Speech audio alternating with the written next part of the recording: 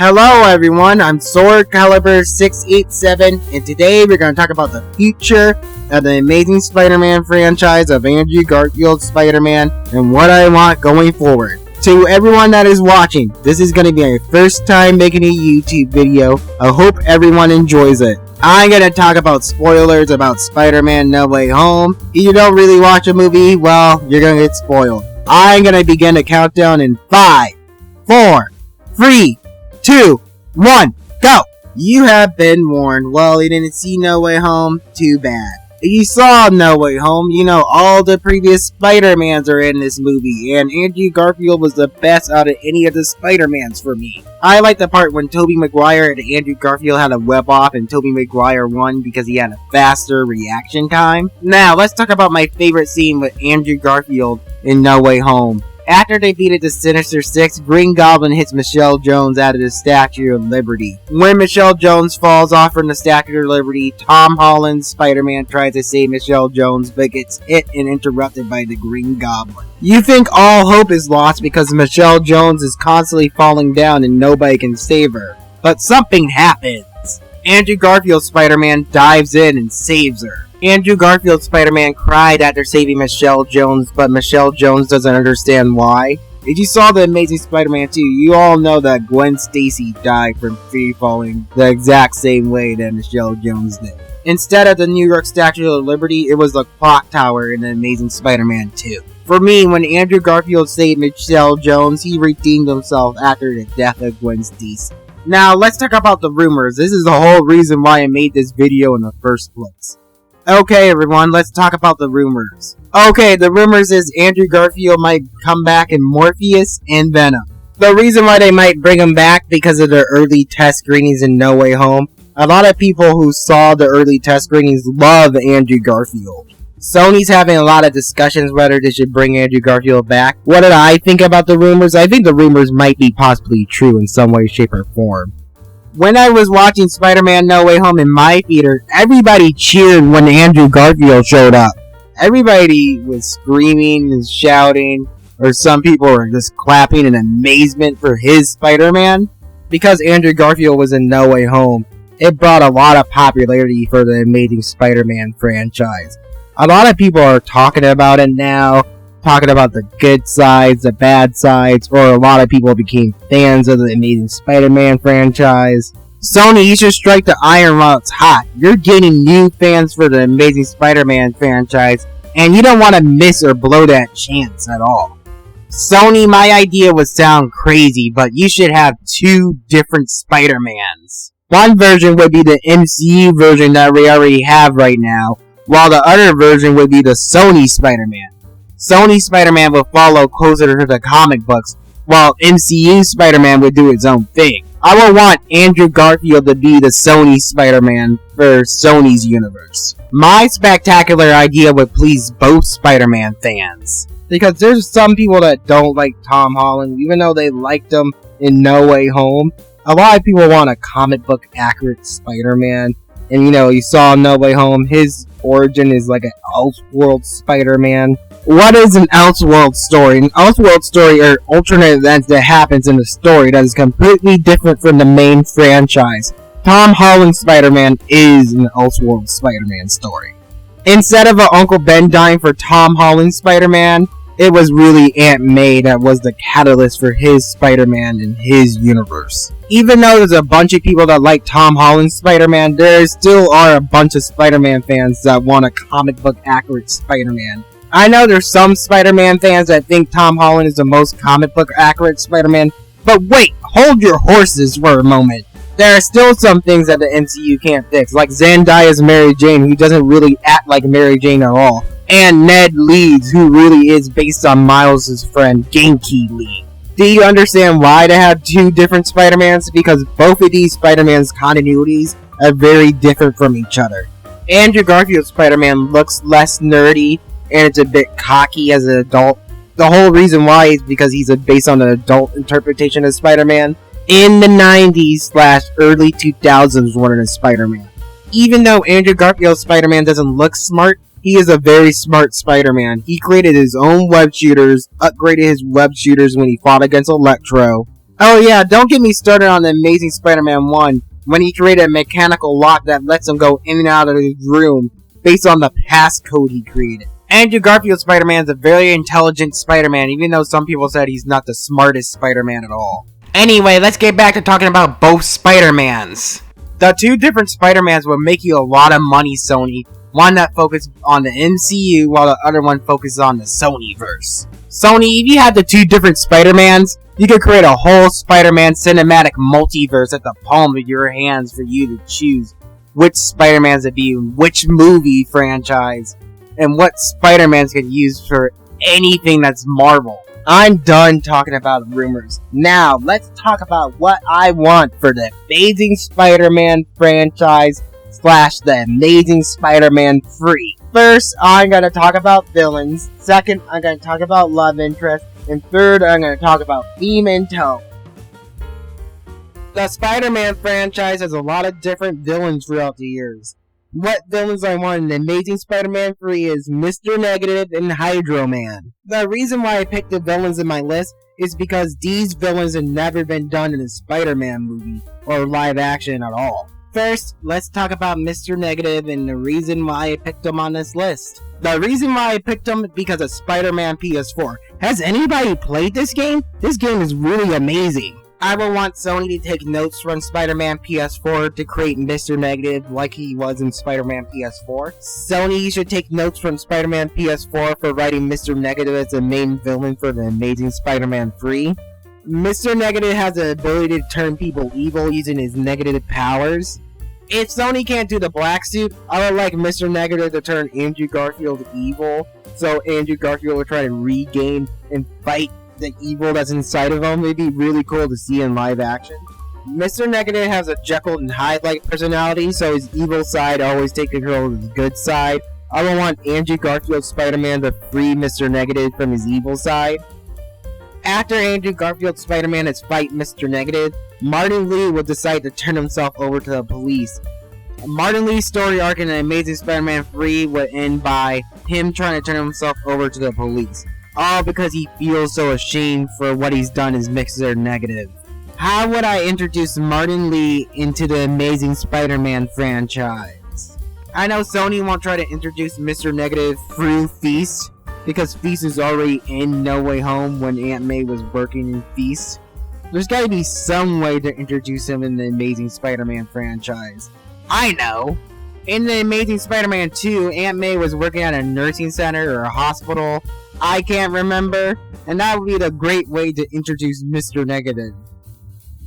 In the Amazing Spider-Man 2, Aunt May worked at a nursing center just for trying to get money after Uncle Ben died. Maybe Martin Lee, or aka Mr. Negative, is the owner for that nursing center, and they can't really do Feast in live action. I'm done talking about Mr. Negative. Let's go to Hydro Man. Hydro Man is also one of the most unique Spider-Man villains because he can manipulate his body from water because his body is water. I know they teased Hydro Man and Spider-Man Far From Home as an allusion to Mysterio in the Home series or the MCU Spider-Man, whatever you want to call it, but I have a feeling they're not going to use him again in the MCU. If they can't use him for the MCU, I would like Andrew Garfield Spider-Man to face against Hydro Man. Hydro Man has a lot of similarities to Sandman, like they're both impossible to beat, or if Spider-Man tried to use all of his strength to frickin' kill him, they can't die because their whole body is made from that element. Andrew Garfield Spider-Man never really faced off with somebody that is extremely hard to kill or extremely hard to beat. I would like Andrew Spider-Man to face off against Hydro Man.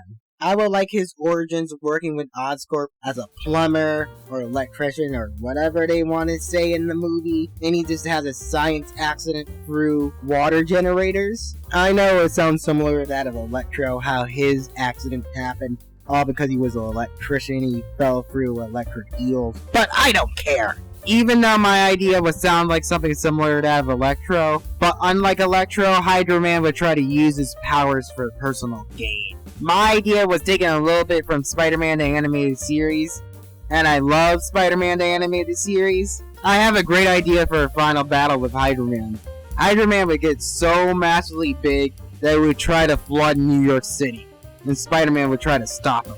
Because of Hydra Man getting so massively big, Spider-Man would create a gadget to stop Hydra Man once and for all. I would like to see that happen in the big screen. That's it. That's all I want to say for this section. Now, let's go talk about love interests. Spider-Man franchise has a lot of different love interests. Which love interest I want to see in the Amazing Spider-Man franchise is Black Cat and Mary Jane. The reason why I picked Black Cat and Mary Jane is because in the comic books they have a love triangle between the three of them. Peter Parker in the comic books has a hard time to pick which one he wants to choose in the comic books. And it creates interesting dynamics between the three of them in the comic books and can positively and negatively affect their lives. Oh yeah, I forgot about something. First, I'm gonna talk about Gwen Stacy, then I'm gonna go back talking about Black Cat and Mary Jane. I heard a rumor going about on the internet talking about they might resurrect Gwen Stacy, or, you know, they're gonna try to pull her from a different universe for the third Amazing Spider-Man movie. I will talk about my thoughts on the rumors with Gwen Stacy. I don't really like this at all. It just feels very stupid.